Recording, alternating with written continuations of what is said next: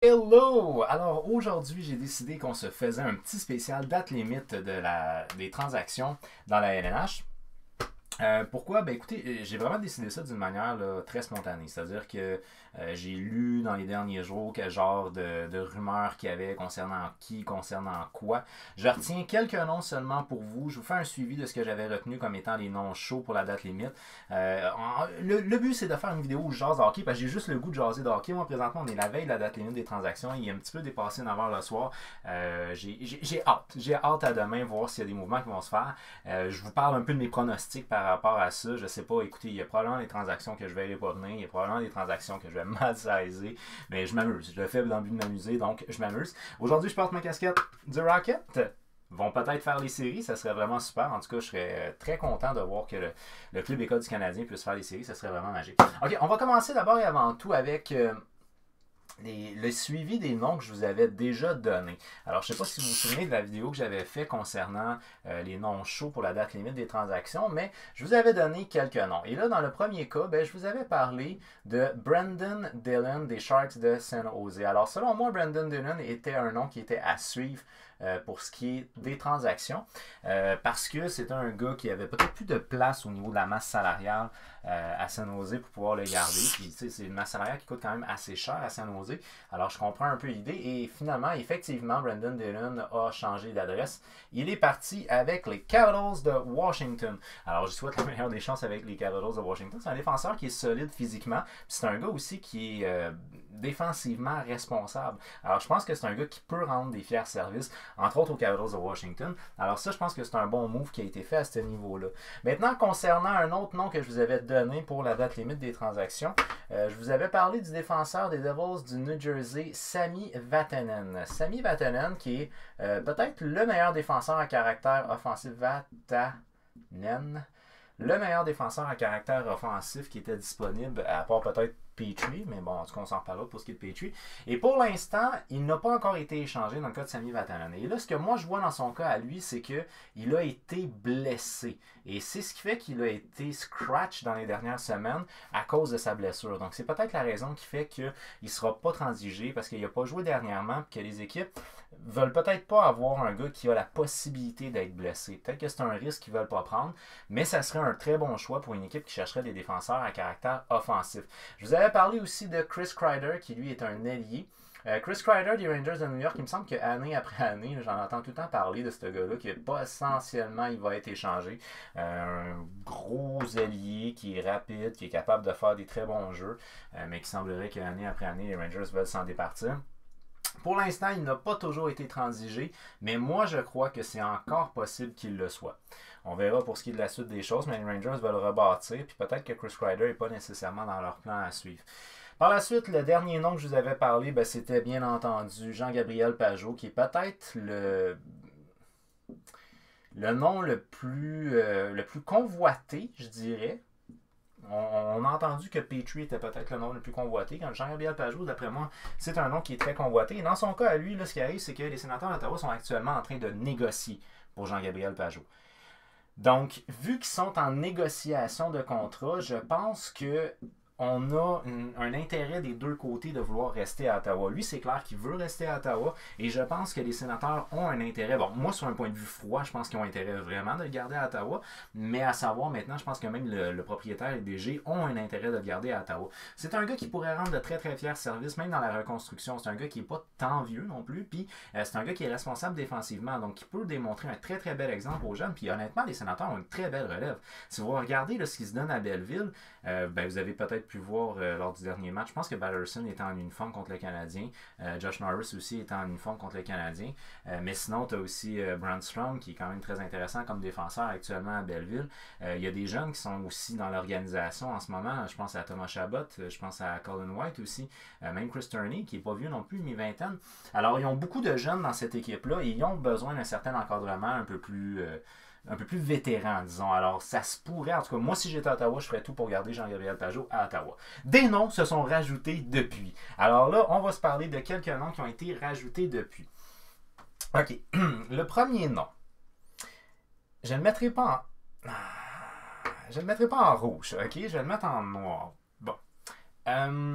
En rouge, en gros, c'est que je pense vraiment qu'il va bouger. Ok, en noir, c'est que c'est pas nécessairement sûr qu'il va bouger. Je vais commencer avec les Rangers de New York. Alors là, chez les Rangers de New York, là, je suis sûr que je vais faire une erreur dans les noms, par exemple. Donnez-moi 2 secondes, là, je vais juste aller chercher les noms bien comme du monde, parce que sinon, je suis persuadé que je vais faire des erreurs quand je vais écrire ces noms-là. Rangers de New York. Première des choses, cette semaine, on a appris que The King ne semblait pas aimer son utilisation actuellement avec les Rangers. Et selon des sources proches de l'équipe, Henrik Lundqvist aurait demandé une transaction pour pouvoir... Hey, c'est ça que je vous dis là. 2 secondes. Il y a des noms qui viennent d'un peu partout. Lund, Q-V-I-S. Alors dans le cas d'Henrik Lundqvist, il semblerait qu'on aurait demandé d'être échangé.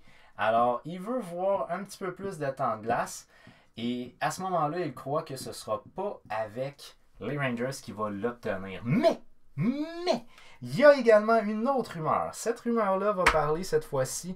Oh, je vais le mettre ça en rouge, je vais le mettre en noir lui aussi, ok? Parce que les Rangers vont devoir faire un choix, là. Ils n'auront pas le choix. Donc, le deuxième va être Alexander Gorchev. OK, Alexander Gorchev, c'est un gardien de but qui est âgé de 24 ans. Ce gars-là, il n'est pas vieux et c'est un gars qui, honnêtement, a un très bon potentiel. Sauf que les Rangers sont littéralement en amour en ce moment avec Igor Shesterkin. Igor Shesterkin, c'est un gardien de but qu'ils ont repêché qui est âgé de 24 ans lui aussi.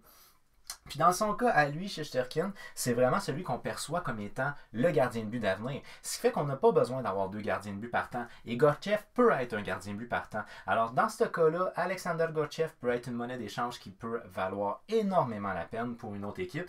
Pour les Rangers, ça peut valoir la peine de le bouger. Maintenant, à savoir si vraiment Henrik Lundqvist a demandé d'être échangé, ça serait peut-être pas le moment idéal d'échanger Gorchev. Si advienne que Lundqvist bouge, on va garder Gorchev. Mais je pense très honnêtement que Gorchev est une bonne monnaie d'échange pour les Rangers de New York. Aller chercher peut-être quelque chose de plus intéressant. Maintenant, à savoir, est-ce que ça serait pour la date limite des transactions? Ma réponse va être non, c'est pas. Peut-être plus le 1er juillet. Mais c'est un gars qui pourrait bouger parce qu'en ce moment, dans leurs 2 jeunes gardiens, ils ont 2 potentiels de gardiens de but partant. Ça vaut pas la peine de garder les 2. Du côté des Rangers, je pense qu'il y a un move qui peut être fait à ce niveau-là. Maintenant, on va se parler un petit peu des Hurricanes de la Caroline. Puisque les Hurricanes de la Caroline, eux, actuellement, on va mettre ça d'une autre couleur. Les Hurricanes de la Caroline, eux, actuellement, ont 2 gardiens de but blessés. Alors là, ce qu'ont fait les Hurricanes, c'est qu'ils ont rappelé 2 gardiens de but de la Ligue américaine. Mais s'ils rentrent en série, là, ça pourrait être intéressant d'avoir un gars d'expérience pour eux autres. Puis Henrik Lundqvist, je pense pas qu'il paierait si cher que ça. Alors moi, je pense que c'est peut-être quelque chose qui serait à suivre actuellement. Du côté des Hurricanes, on n'a pas nécessairement une grande relève au niveau des gardiens de but. Fait que ça peut être intéressant et Gorchev, et à court terme, ça peut être intéressant aussi Lundqvist. Alors peut-être est-ce que ce serait quelque chose qui serait à suivre de ce côté-là. Par la suite, on va se parler... écoute, encore une fois, je suis désolé, je vais aller chercher les noms parce que j'ai de la misère avec les noms, là, écrire ça, c'est pas évident. Ce coup-là, on va se tourner vers les sénateurs d'Ottawa. Donc, si vous avez suivi les sénateurs dernièrement, vous êtes déjà au courant de ce que je vais vous parler. Sénateurs de Ottawa. C'est que en ce moment, les sénateurs de Ottawa n'ont pas de chance de participer aux séries éliminatoires, ce qui fait que c'est peut-être pas nécessairement super intéressant pour eux autres de garder tous leurs joueurs actuellement. OK. Donc, c'est un ailier, bon, en fait, c'est un attaquant. Là, on va dire tout simplement que c'est un attaquant. Attaquant. OK. Vladislav Nemechnikov. Vladislav Namestnikov.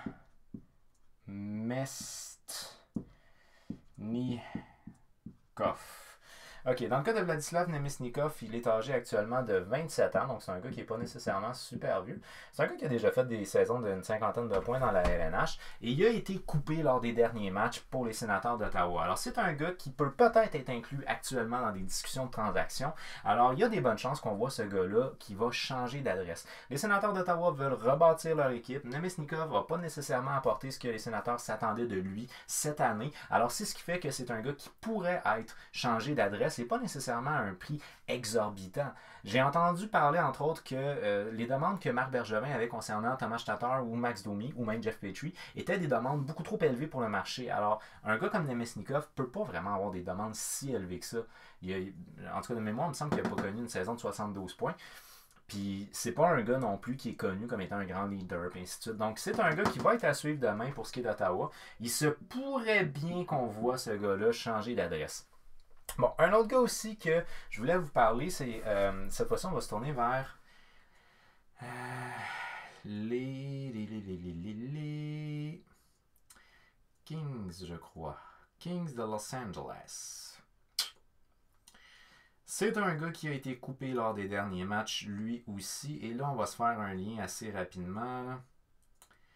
Ouais, c'est ça. Vers les Kings de Los Angeles, un défenseur de 26 ans. Alors, on se tourne vers les Kings de Los Angeles. Un autre nom qui va être à suivre demain, c'est le défenseur Ben Hutton. Alors, Ben Hutton qui a déçu, mais on va être honnête, là, les Kings de Los Angeles ont été mauvais tout le long de l'année. Fait que bref, c'est peut-être pas nécessairement juste lui le problème là-dedans. Il est âgé de 26 ans. Dernière année de contrat pour Ben Hutton. Puis honnêtement, en ce moment, s'il y a un marché pour ce qui est des défenseurs, ça peut être intéressant d'aller chercher. Bon, là, actuellement, on a vu la signature de Zach Bogosian avec le Lightning de Tampa Bay. On avait un blessé du côté de Tampa Bay. Probablement que Bogosian, c'est ça qui va venir comme régler ce problème-là. Est-ce qu'on peut être intéressé à aller chercher un autre défenseur? On a encore Sami Vatanen qui peut être intéressant.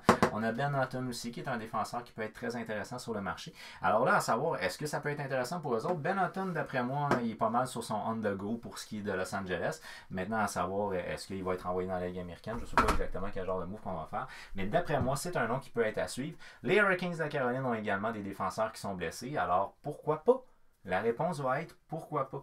Dans le cas de Jean-Gabriel Pageau, d'ailleurs, c'est vrai, je ne l'ai pas mentionné tantôt, mais l'Avalanche du Colorado ont des blessés très importants à l'attaque. Donc, ça peut être intéressant d'avoir un move d'un gars qui serait un joueur de location qu'on va payer peut-être un petit peu trop cher, mais bon, ils ont besoin de quelqu'un qui serait pour leur top 6. Ben, à ce moment-là, Jean-Gabriel Pageau peut être intéressant pour leur top 6. Nemechnikov qui coûterait peut-être un petit peu moins cher. Pourquoi pas? Peut-être qu'il pourrait produire lui aussi. Who knows? Who knows? Who knows? Bon. Par la suite, on va bouger vers un scénario qui est peut-être un petit peu plus plausible, mais je ne le mettrai pas en rouge dans son cas à lui. On va s'en aller vers. Il joue avec qui? Avec les Devils du New Jersey. Devils du New Jersey. Alors, il n'y a absolument rien d'inconnu dans ce que je vous dis. Les Devils du New Jersey, ça va mal. Puis on n'a pas nécessairement intérêt de garder tout le monde. Piquet Souban ne changera pas d'adresse, il coûte ben trop cher. Je pense pas qu'il y ait grande équipe qui va s'intéresser à ça. Dans le cas des Devils du New Jersey, on a connu une année de misère cette année. Et là, on a des gars qui pourraient être intéressants à partir. Bon, j'ai entendu des rumeurs concernant Carl Palmieri. Ça, c'est des médias du New Jersey. J'ai de la misère à croire là, au niveau du leadership. C'est un gars qui est peut-être un petit peu trop important. Mais bon, c'est... Ouais, c'est ça. C'est ça. Donc c'est ça. Au niveau des Devils de New Jersey, ben, on a Wayne Simmons qui est année après année sur la liste. Je ne sais pas si vraiment c'est un gars qui va finir par être échangé. Ça a l'air que, bon, l'année passée, il l'avait été. Cette année, il n'a pas connu nécessairement une très très bonne saison. Ça reste quand même un attaquant de puissance qui est capable de rendre de fiers services à des équipes qui ont besoin de points à l'avant. Alors moi, je verrais un Wayne Simmons qui pourrait être transigé dans une équipe qui a besoin d'un petit peu plus d'attaque, mais physiquement aussi peut-être là, une attaque un petit peu plus puissante. Alors à ce moment-là, ça peut peut-être être intéressant de voir ce gars-là qui irait évoluer pour une équipe comme par exemple l'Avalanche du Colorado.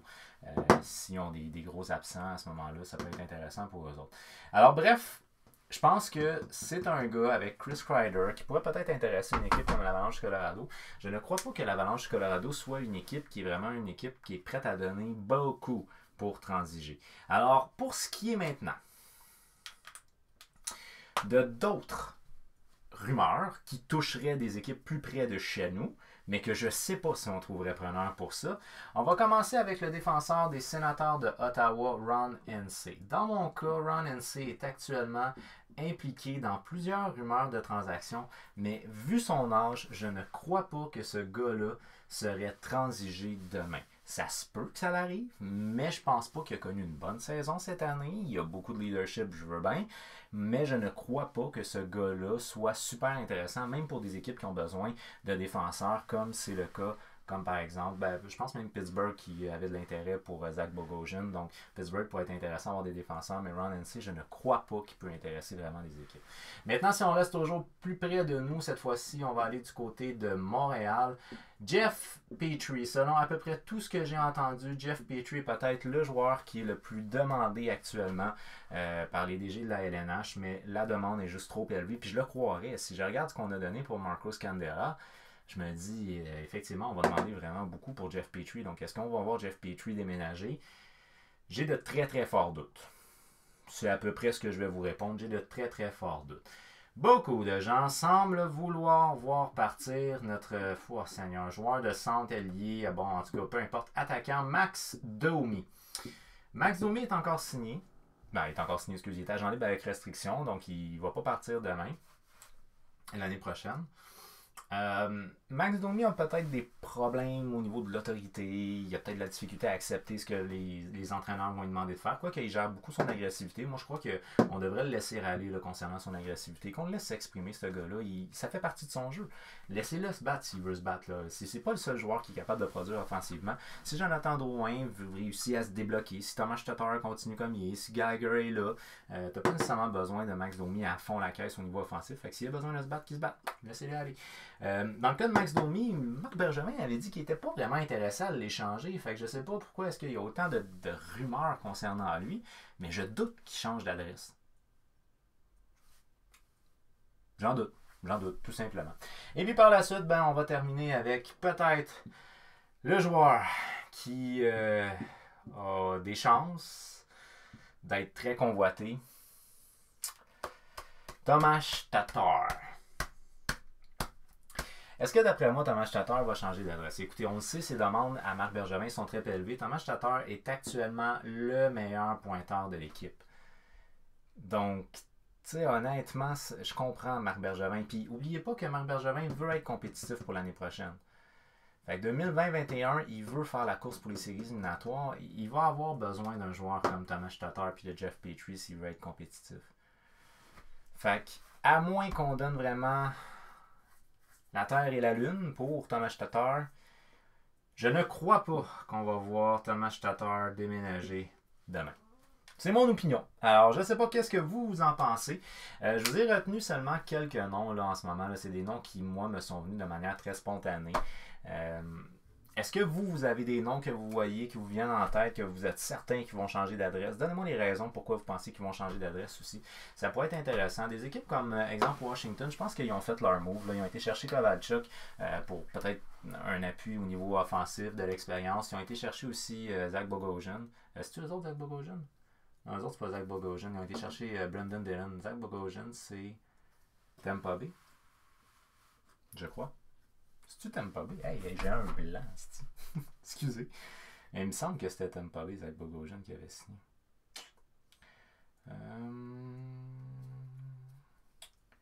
Bogosian.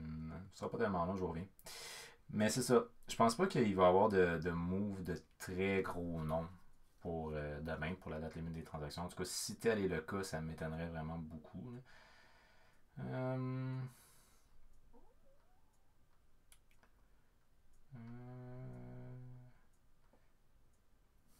C'est ça, ouais, c'est Tampa Bay.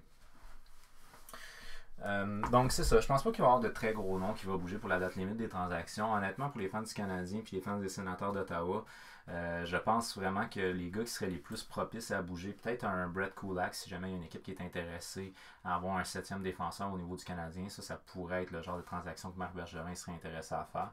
Dans le cas de Max Domi, Jeff Petrie puis de Thomas Tatar, les demandes sont semble-t-il trop élevées. Du côté d'Ottawa, je pense qu'on peut s'attendre à avoir un move du côté de Nemechnikov.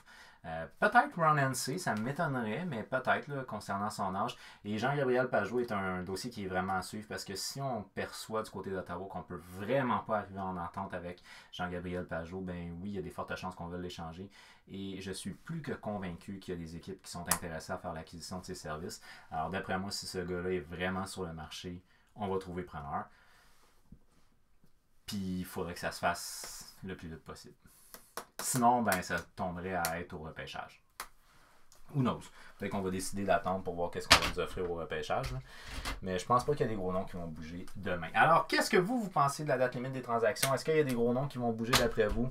Est-ce qu'il y a des transactions qui touchent le Canadien ou les Sénateurs que vous attendez vraiment fermement à ce que ça arrive? Faites-le moi savoir au travers des commentaires. Si vous avez aimé ma vidéo, on n'oublie pas, on fait un j'aime, on la partage aussi, question qu'on jase de hockey avec le plus de monde possible, ça serait vraiment cool. C'est toujours un plaisir d'interagir avec vous. C'est le fun quand vous faites des commentaires, ça me permet de jaser un petit peu de hockey avec d'autres personnes. Fait pour moi, je trouve ça vraiment cool. Donc, laissez-moi un commentaire, faites-moi savoir c'est quoi vos opinions à vous, qu'est-ce que vous voyez, etc., etc. Ça me fera plaisir de pouvoir vous lire et de vous répondre.